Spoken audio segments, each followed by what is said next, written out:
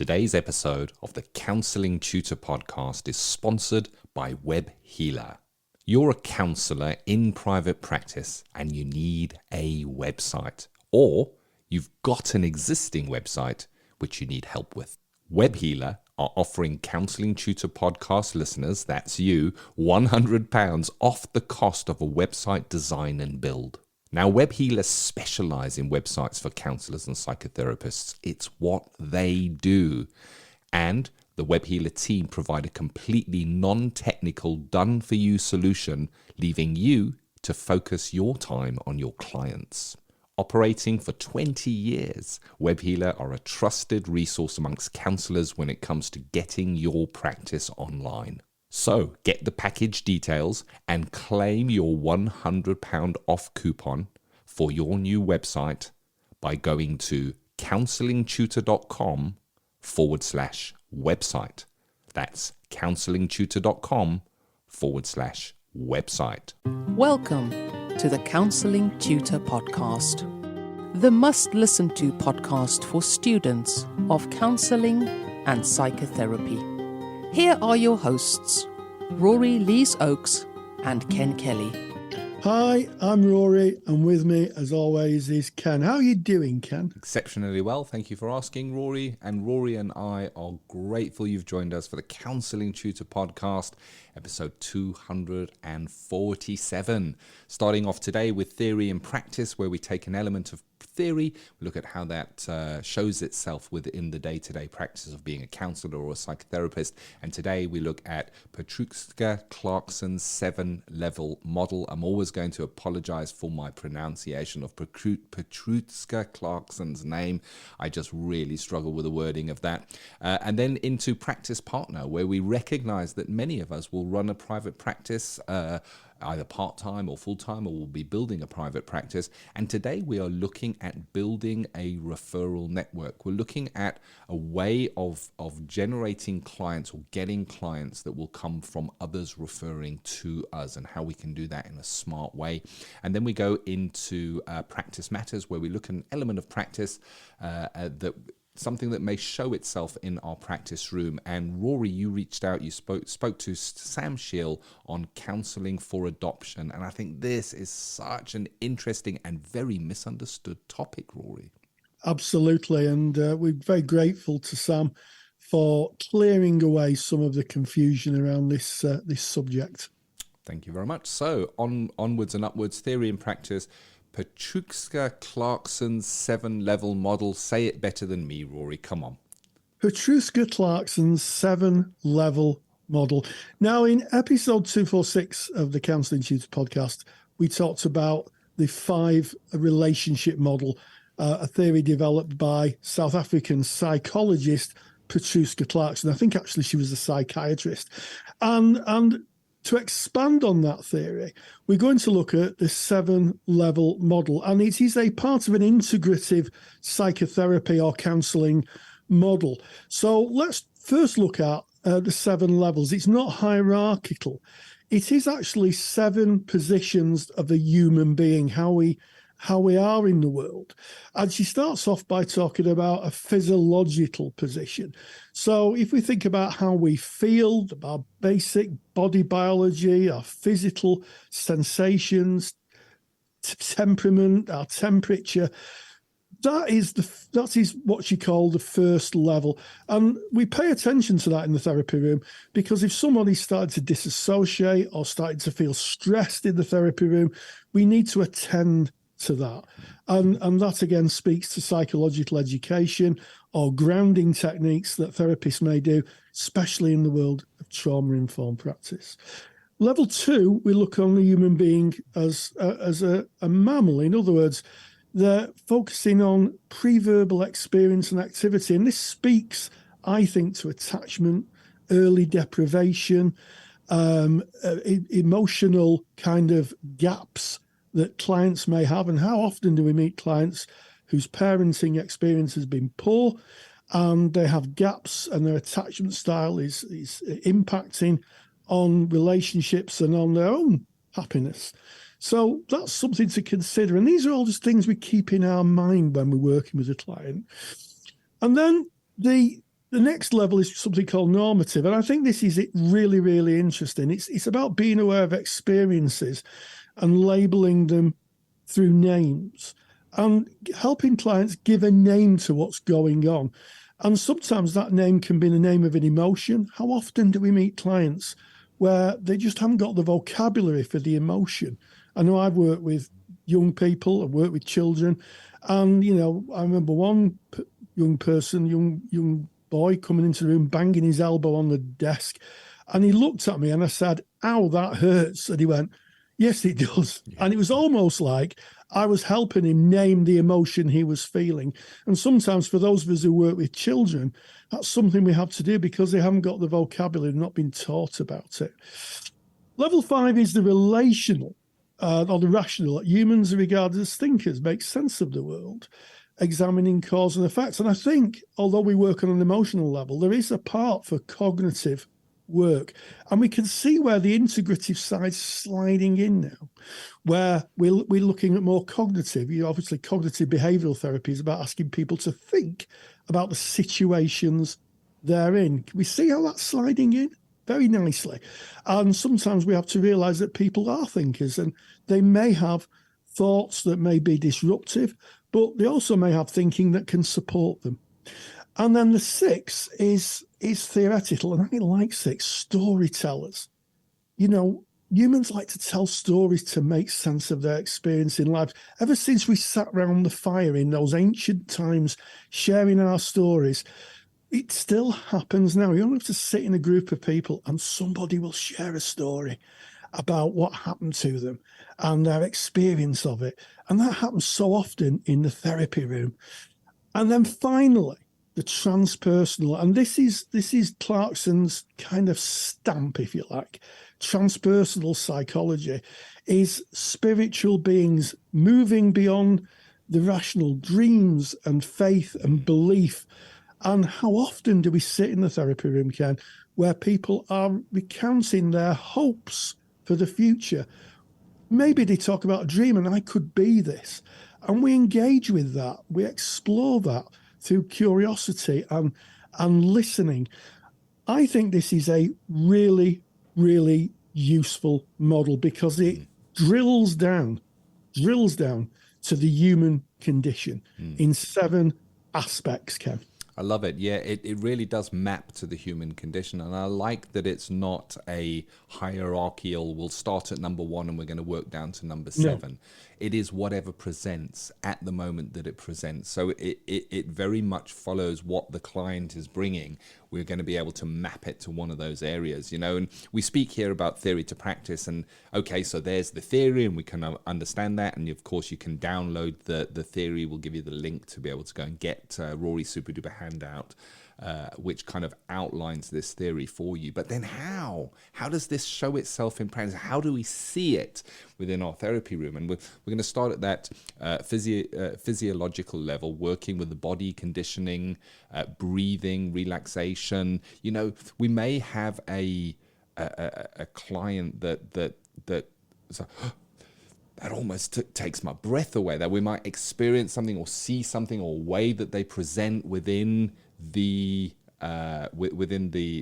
therapy room. They may even associate a feeling, a heaviness of my chest and a knot in my stomach. So we're speaking of that physiological level. We're going to be able to see it there so we can map it back. The emotional level is working with those base emotions. This is so interesting when we speak about base emotions. The best analogy of base emotions that I know, that I've heard that fits for me, is that we see in a baby. If you take a baby that hasn't learned to talk, you're going to see the base emotions. When that baby is hungry, it's going to let you know, I am hungry. It's going to get angry when it's angry. It's going to laugh with joy. It's going to be happy. It's going to be sad. These are the base emotions that are shared by all human beings. It really is. It levels the playing field. Sometimes we might see a repression of those base emotions within therapy. It might be a client starts to tell us something that is really trying, really difficult for them, and that they might start welling up and feeling those emotions, and they may even within that moment apologize and say, oh, I'm so sorry, I'm welling up here. And there we're seeing that presentation within our room. And of course we can work with that and acknowledge that those base emotions are shared by all, and that all emotions are welcome within our therapy room. You speaking about that personal, that final one again, I really like it as well, Rory. It's that almost spiritual, that transcends what we can say with words and write with words. And it may be that a client saying, I'm having this recurring dream. This keeps on coming up again and again and again. And we might work with that part of what they bring to us, Rory. Absolutely. And why I like this theory is that it speaks to the different layers of being a human being. And those layers appear in the therapy room. And, if we think about the physiological level, that can be things such as sleep, people's disturbed sleep hygiene. It can be repressed trauma within the body. I think most therapists know of the body keeps the score, or the work of Gabor Mate in terms of physiological stresses that appear in the body because of emotional deprivation or of physical traumas. And I think it's really, really useful when clients are presenting in the therapy room to think of them on a physiological level. I don't mean we just think of them as a heartbeat and lung operation, that what they're feeling is ingrained into them as part of their physiology. I also like the normative, collective beliefs, collective values, societal experiences. Those are what produce our unique view of the world. And through the arc of therapy and through the arc of seeing many clients, one of the things I've become to realize is that people have very varying and very different support systems. Some people may have a philosophy. Some people may have the view of the family as their support system. For others, it could be a faith position. For some, in recovery circles, it could be, AA or NA or the structures they're using. And it's really important as therapists, we don't collide with that scaffolding that holds people up. We work with it. And I think by thinking about what are their systems, their stories, their beliefs, we can weave our therapeutic approach around them to strengthen, underpin, and support. I love that. And this is beautifully outlined in the handout. Rory has created a handout. I want to walk you through the handout, then I'm going to tell you where you can get that from. So it's the 7-level model. And it starts off speaking about the origin of the term. So you have a little bit of history, the ethos of the concept, and then the actual 7 levels themselves. What they are, nicely described. But then Rory has taken the working part of it as well. So this is theory to practice, and outlined what you might see and what you might expect in practice. There's similar models that are for comparing and contrasting if you are a student, mentioned in the handout as well. And of course, everything is referenced. So if you are doing an assignment, you can use the references that are there as well. A little bit of history about Petruska Clarkson. Why do I struggle with that name, Rory? I don't know what it is. It's like I stumble every time I say it. I should be able to. I lived in South Africa for a while. See, I'm holding myself to a high level there. I should be able to say everything. Take it easy with yourself, guys. Just take it easy. Thank you. So if you want to grab this super duper handout, where can you get it? Well, you go to counsellingtutor.com, click on the podcast tab. It's right at the top of the page, and find episode 247. That's today's episode right there. On that page, you're going to find all the show notes from what Rory and I discussed today, with any kind of links to additional information. But right there on that page, you can download the super duper 7-level model handout from Rory. Theory to Practice is proudly sponsored by CounsellingSkillsAcademy.com. I'm Ken Kelly, and I've got a real burning passion for counselling skills. I've built training that takes the doubt out of using counselling skills. You get to see the counselling skills used in real live sessions by a qualified therapist. Full sessions, real material, real counselling skills. To find out more, go to counsellingskillsacademy.com. Wow, so there it is. That is our theory and practice, and we now move on to practice partner, where we recognize that many run a private practice, either full-time, part-time, or as part of a portfolio career, and we may look to grow that. And today we're speaking about building a referral network. So we have maybe client referrals coming in from significant others, Rory. Yes, and I think it's the integral part of a working practitioner to have a wide range of contacts to whom either you can send referrals to, if a client comes to you and it's not in your level of knowledge or expertise, but more to the point that someone can contact you and say, my practice is full at the moment. I've had someone contact me presenting with, and they can be referred to you. And usually referrals start on a very small scale, in my experience. They start with peers who become colleagues after they've qualified, and they keep in touch. And if they're in the local area, and a lot of people in colleges do tend to be in the local area, in my experience, and they may phone someone up and say, I've got someone who's looking for this. I wonder if you could help me. And the nice thing about a referral is usually the person who's referring the person to you knows you personally, knows your practice. One of the things that one of my colleagues says when I refer colleagues is that she says to me, "What's her practice like? What's her practice like?" And I say, "I think she's a good practitioner for these reasons." And it's at that point that my friend will take or refer someone. She needs to know that the person who she's referring a client to will take good care of them, will act in a way that is in the client's interests. And that referral network, in my experience, grows because you go to conferences, you go to CPD events, you talk to people. And that's partly why CPD events are so great, because you can network with people. You may have a business card or Q code on your phone that people can scan. People have fancy apps now that they can take details. And having that black book, as it used to be referred of referrals, is really important. And more to the point, a lot of work can come your way through having a good referral network, Ken. Yeah, and it's usually free.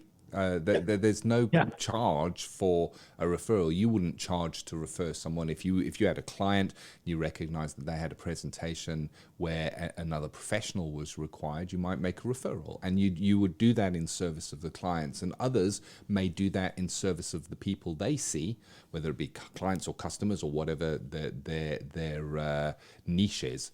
They would be referring to you for that same reason. So fellow professionals. And I think that, as we look over this practice partner section that we've put in, maybe it's apparent now that so much of building a private practice has very little to do with counselling or being a psychotherapist. You can go and work in an agency and counsel all day, or ply your trade all day. But here, a lot of the work is on building the business side of things. It's on working on relationships, and referrals are slow. They take time. Developing a referral network requires trust. It's not a quick win, but it is one of the most powerful ways to get clients, because once you've opened those referral networks, fellow professionals are referring to you because they trust you.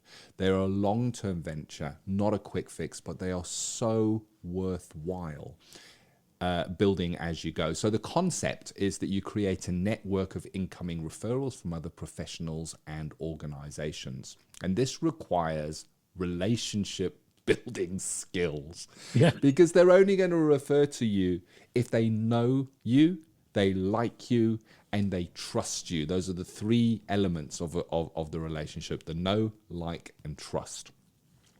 Networking targeting local, national professionals or organizations that may be able to refer to you, or that you may be able to refer to. If you are referring to any professional, then there is maybe a chance that they may be able to refer back to you at some level if you develop and build that relationship. So often requires you to refer outwardly first to others. So this is a reciprocal way of getting clients, not a let me introduce myself, here's my card, this is who I am, refer me the clients. It's reciprocal.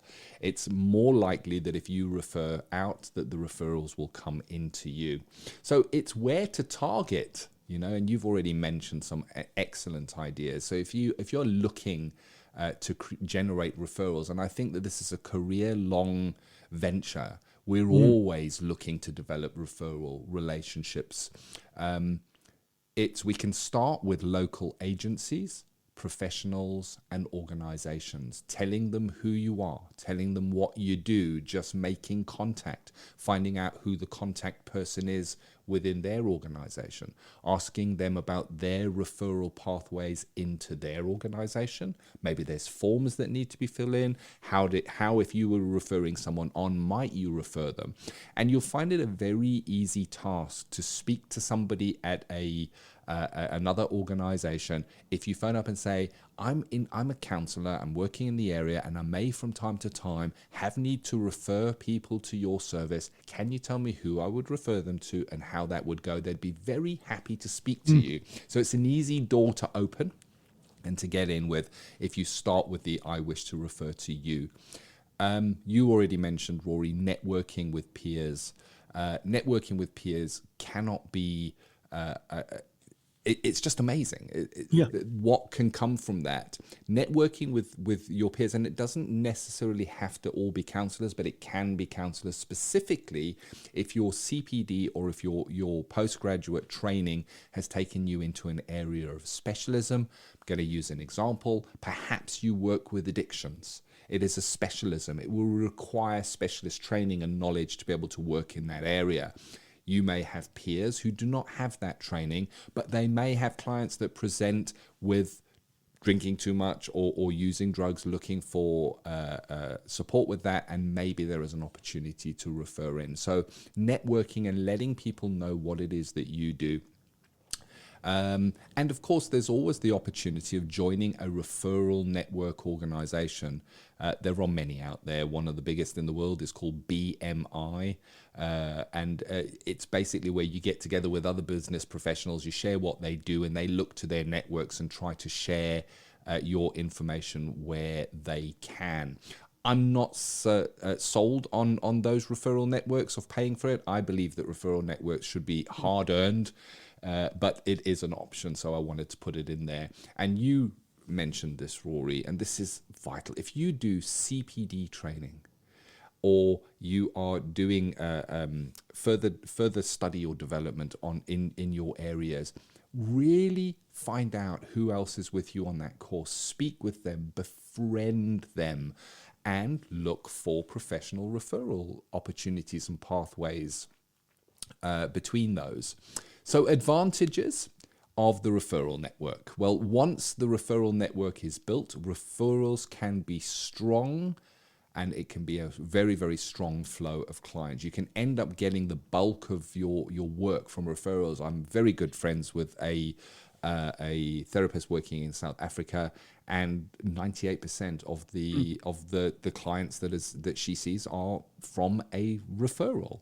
There are strong referrals in.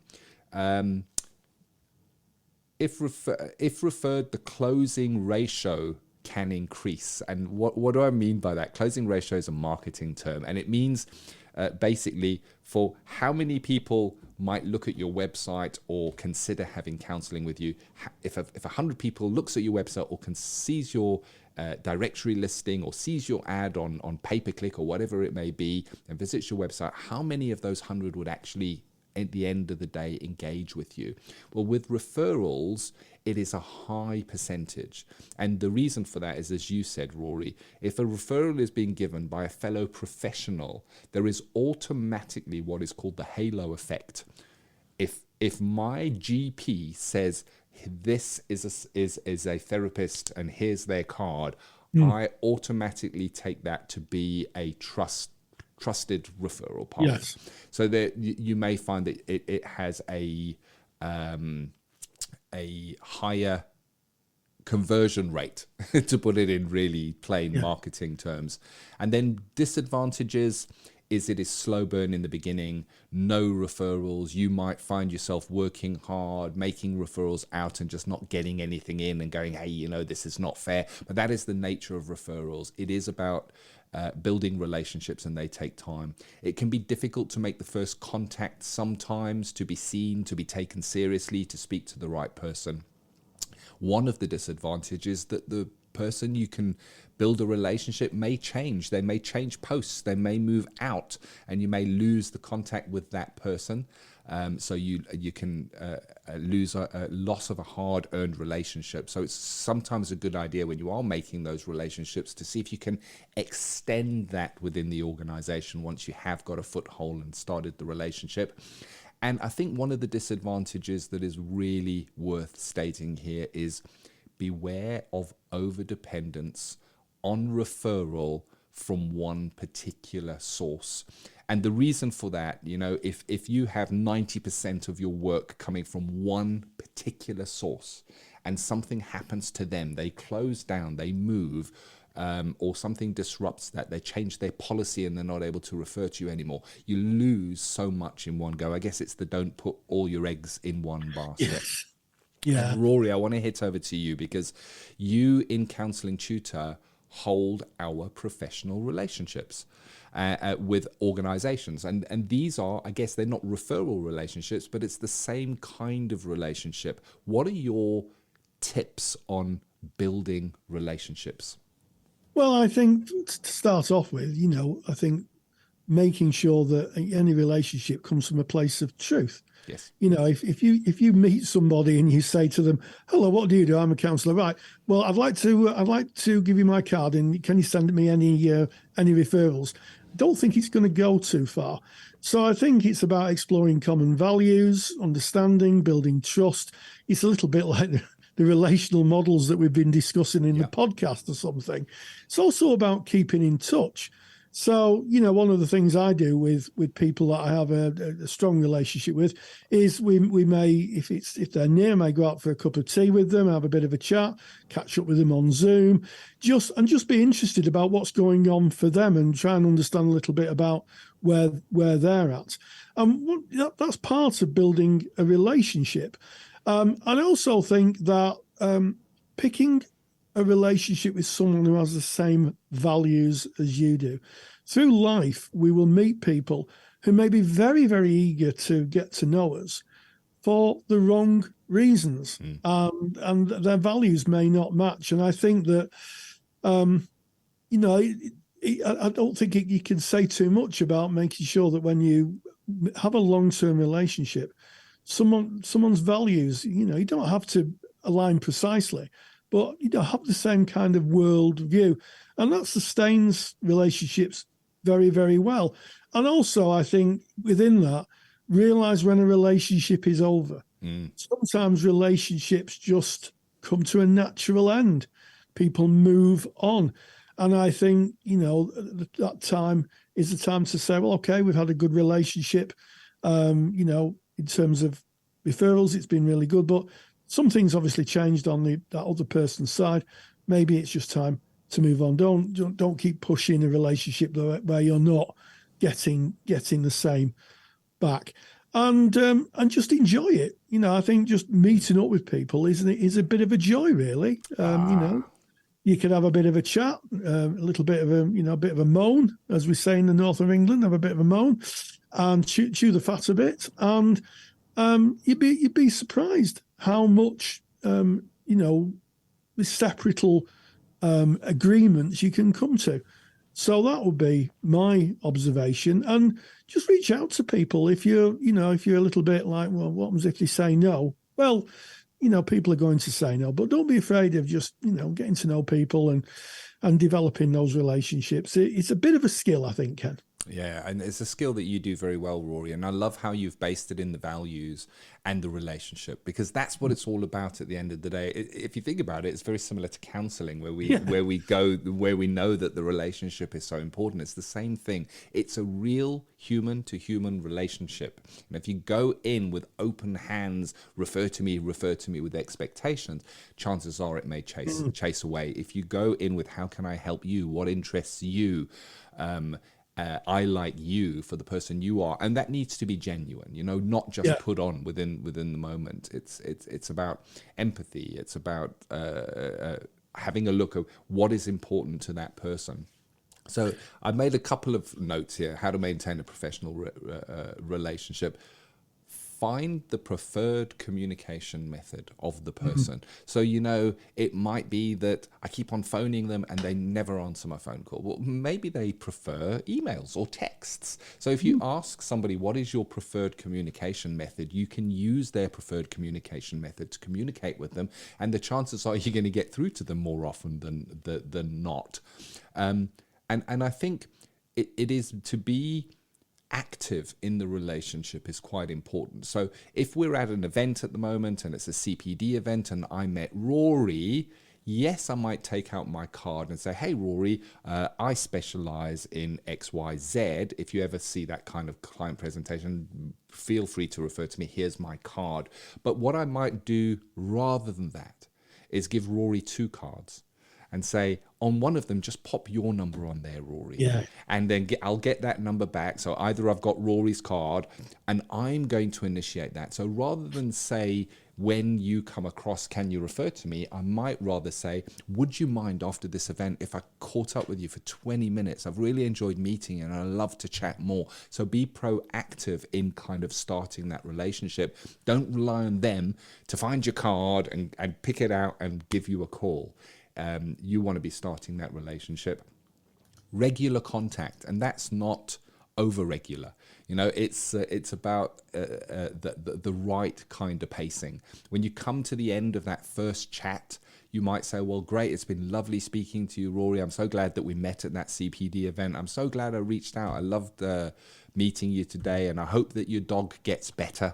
I'm making notes of what's important. And would you mind if I gave you a call in, let's say, 3 months or something, just to touch base, because I've really enjoyed this. So you set that next appointment for that regular contact, so that you're in line of sight, as it were. Be interested in what they're interested in. When I speak to Rory next time, I'm going to say, how's your dog, Rory? Is that paw all fixed out now? And if you can, remember things that are important to them. Maybe their birthday. Maybe it's the anniversary of the day that the agency that they work in opened. 20 years anniversary of their agency. You want to be, that's a great opportunity to just send a couple of lines saying, hey, Rory, I just see that XYZ agency you work for, it's 20 years. That's amazing. All the best. That's it, really. Yeah, and I think Ken summed it up very well. Don't go in with open hands, go in with an open heart, and just meet people. And it may be, I think that maybe somebody might not get a lot of referrals off, but you might think, oh, they're a really nice person. I'd like to, hang out and spend some time with them. So you made a new friend, a new contact. So I think that's a useful thing. But it is all about building relationships. I think any aspect, whether it's business or private life, even when I do my shopping and I go to the checkout and I'm served by the same person, how are you doing? It makes the day go by and people remember you. But it's, in terms of business, it's mighty useful because people remember people who are nice to them and people, as Mayor Angelou said, people might not remember what you said, but they certainly remember how you made them feel. And I think if you can make people feel a bit better and, joy to see you, then almost certainly if there is any business or referrals, they may very well come to you first. Love how you summed that up. I'm gonna have that engraved on something, Rory, go in not with open hands, but with an open heart. What a beautiful way to end today's practice partner, building those referral networks. And we move on to Practice Matters, where we look at an element of practice that may come up in day-to-day running of therapy. Rory, you spoke to Sam Shiel on a really, really important topic, very misunderstood. This is well worth paying attention to. This is about counselling for adoption. Absolutely. And I've been pursuing an interview with someone who is a registered adoption counsellor for a number of years now. And I was delighted to catch up with Sam Shiel, who talk about being a registered adoption counsellor and a little bit about the law, one of the few laws that govern counselling and psychotherapy. Certainly in England, there are laws in Scotland, there are laws in Wales, there is laws in Northern Ireland. Sam is going to be talking specifically about English law, but there is a strong connection between all the other areas that I've talked about. And she talked about being a registered adoption counsellor, and this is what she had to say. Practice Matters. The National Counselling Society is proud to sponsor Practice Matters. National Counselling Society are really excited to have launched their Children and Young People Therapist Register for counsellors working with the younger age group.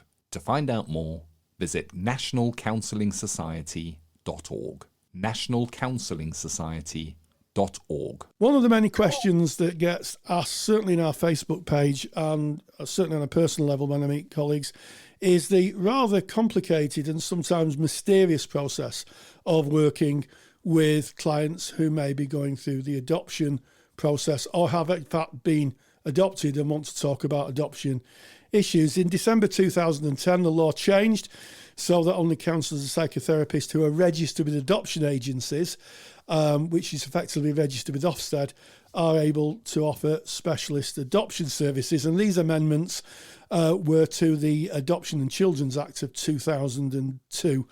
And the thinking behind it was that those individuals affected by adoption would get specialist service and specialist support. Now, this law is only applicable in England. In Scotland, it's slightly different. And in the Republic of Ireland, it's slightly different again. And I believe it's in Wales. But generally, we're going to talk generally today around working with adoption issues. So it's my great pleasure to introduce Sam Shiel, who is an adoption counsellor. And to be totally transparent, it's always a joy talking to Sam because you were a former student of mine. So Sam Shiel, thank you so much for joining us. Hello. Hello. So you're an adoption counsellor. So can you just tell us a little bit about the mechanisms that you've had to put in place, your training and your journey to be an adoption counsellor, and I guess to fit in with this law that came in 2010? Yeah, my training in order to do the adoption work is I have studied the DDP training, which is dyadic developmental psychotherapy, parts 1 and 2. I've also more recently studied the adoption support certificate as well. So I've been working with adoption since 2017.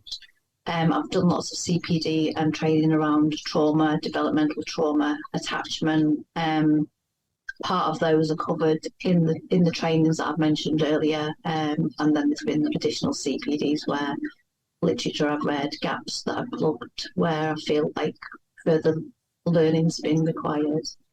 So right off the bat, you talked about the specialist training you'd done. Why is it important, do you think, or what is the importance of having specialist training to work with that particular client cohort, those who've been adopted? A lot of it is around the fact that the developmental trauma. There is lots of literature on the primal wound as well. A lot of the trauma can happen at the pre-verbal stage as well. So it's not kind of typical counselling where it's explicit memories that clients are talking about or bringing to the session. It is about the attachment wounds and the non-verbal kind of stages where, the the trauma happens in reality. So it's about having a really strong awareness of the attachment and developmental trauma. Yes. So, I mean, I guess that's something that may not be covered in first trainings, and also acknowledging the fact that maybe even if a person has had a happy adoption with a loving family, the wounds and the processes of attachment may have already been damaged or in place before they're adopted, and working with those. Yeah, absolutely. And it's some people get quite frustrated, but it is a given that even adoption that happens really early on, there is still a trauma, because there is that maternal bond that is broken instantly. And it's also about acknowledging things. There's lots more literature now about in utero trauma, things that happen even prior to birth. Quite a few of the young people that I've worked with as well that have been adopted really early, they also have comorbidities around fetal alcohol syndrome and things like that have happened sort of prior to birth as well. So it's about having awareness of those things as well and how they impact on the individual. Yes, and just to think a little bit about the mechanisms of this, because one of the questions we get asked from the listener quite often is, well, how do I become an adoption counsellor? How, what is the process of that? So you've talked about the training, but what's the mechanism then of, I guess, becoming registered with Ofsted here in England? It's still really complex. Yeah, it's not an easy route. I've been doing the work through an organisation since 2017 who are Ofsted registered. The frustration is I am the same person with the same skill set that in my private work, if I was approached to say, and you work with this presentation or this young person or adult, whoever that be, I've had to decline and say no, because me as an individual is not Ofsted registered with regards to, and it isn't just about Ofsted registration. Some people think, well, I've been a childminder and I've been Ofsted registered. It is specific Ofsted registration for adoption work, and it isn't geared up, unfortunately, for individuals in private practice. There is a lot required to that registration. Annually, I think it's in the region of £800+ to keep kind of going with that registration, and you've kind of got to prove your validity. Additionally to that, funding can be offered to people and young people affected by adoption through the Adoption Support Fund, but they're very specific over what they will fund, and there's very specific therapies that they will only fund, and counselling isn't one of them. So that there seems to be gaps for adults that are saying, I've been adopted or I've been affected by adoption, I want counselling, I want to choose my own counsellor, because, we're talking about developmental trauma and attachment. The relationship's absolutely vital. People want the luxury and should have the luxury of being able to choose their own therapist, but unfortunately, because as private practitioners, people are, it's really difficult to do the work. People don't have that luxury to choose their own therapist. So there are organisations out there now where you can kind of attach yourself onto an organisation and take referrals from the organisation. The implications of that is sometimes they want some kind of payoff of you do work for them or alternative work for them in order to kind of use their services. And, they will heavily vet your qualifications, your references and all those kind of things to show that you are credible to do the work. One thing I found really useful as well is to make sure I've sourced a clinical supervisor who is also an adoption support therapist as well, because there aren't many people that can do it. That there are things that come up that, you need to be able to have those conversations around, this has come up and how's best to approach. Well, you walked us through the theory and the complexities of working as a adoption specialist. I'm going to use the term. You haven't used that, but I'll use the term. Now, there's a lot of confusion about what constitutes working with adoption issues. So if someone comes to you or a therapist in general with issues, say, of emotional difficulties, or if they come with issues maybe of relationship difficulties, the kind of standard things that may appear in the therapy or present in the therapy room. And then as you're working through therapy, they say, oh, by the way, have I been adopted?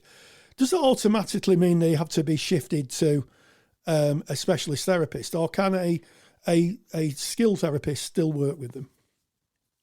This is a grey area, and unfortunately there are many grey areas around the adoption work, because I've had clients that have come to me that they've either previously feared raising the fact that they're adoption because previous therapists might drop them, or they have actually been told that I can't continue to work with you, which is really harmful to the relationship. Current thinking is more along the lines of, if they're not coming with adoption specifically, then you can work with the material that the clients bring in, but not specifically with the adoption. My experience of adoption is it's very difficult. We're complex beings. It's very difficult to separate parts of ourselves of what's about the adoption and what's completely separate. So, yeah. It's complex. Again, it's difficult to separate and define the two of, and some people will have been adopted really young on and say it's nothing to do with adoption, and my adoption doesn't affect me, and I've had great adoptive parents and I've had a really good life, and then there's literature which would contradict and say, that there is always trauma around adoption, even really young adoption and really, really happy, stable adoptive parenting. It sounds like a really complex area for practitioners. And, what would your observations be for somebody who, is in that situation? They start working with, I'll use the term the bread and butter of therapy, relationships, esteem, that type of thing. And then all of a sudden, as the therapy progresses, the relationship is built. They find themselves with the elephant in the room, which is the adoption. What would your observations be of how a therapist may want to kind of put their planning or thinking in place? Transparency. Definitely straight away with the client of kind of where they were at, how big a part this was going to be an influence on the work. Maybe for them to source a clinical supervisor who has adoption specialist training and kind of have those conversations around, is it feasible to separate this work? Is it an option to kind of pause the work that they're doing and signpost to somebody who works specifically with adoption? How long's a piece of string? I guess it would depend on many variables, to be honest. Yeah, and what you've described is good practice there. When we come to anything, I guess, in our practices where we're not sure, then our first port of call is supervision. Our second port of call may be our ethical body, to try and get a view from our ethical body. In your view, as someone who specialises in this field, has done CPD, has an understanding of why maybe this regulation has been put in place, what do you think of the dangers to the client of a therapist who presses on, not trained in this area? What are the potential dangers for the client? Well, as always, it's risk of harm to the client, isn't it? It's dabbling in areas of work where we're not trained. There isn't the level of competence that's required. It's difficult because there's many aspects of adoption work which could come up in other areas. You could get young people that have experienced developmental trauma and attachment wounds from birth families that they've lived with. You get people with similar presentations that are kind of looked after under the care system. But there's also the additional complexities of relationships with birth parents, which may or may not continue, as well as complexities around dynamics of adoptive parents as well, and block care and block trust and all those kind of things that can evolve. So as always, there's always, with the best of intentions, And I can understand why counsellors will think, it would cause more harm to sort of refer on when we've got so far in the work, and because the relationship is pivotal. But yeah, it's about the risk of all the other sort of background dynamics and things that can play out as well.